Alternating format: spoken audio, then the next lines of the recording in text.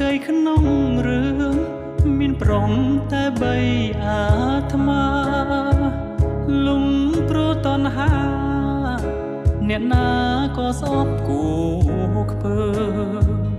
ប្រវត្តិបានចាកាកៃជាស្រីល្បិចឆ្នើថ្ងៃនេះបងសូមចាប់ផ្ដើ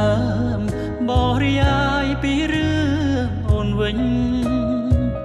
បានស្នេហ៍បងហើយមិនដេចឡើយក៏ប្រែដោះដៃ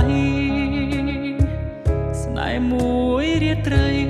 ស្រងពិសីជាល្បែងកំសាន្តតើរូបបងនេះ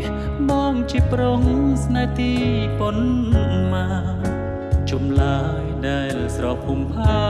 នមិននឹកស្មានថាបងទី20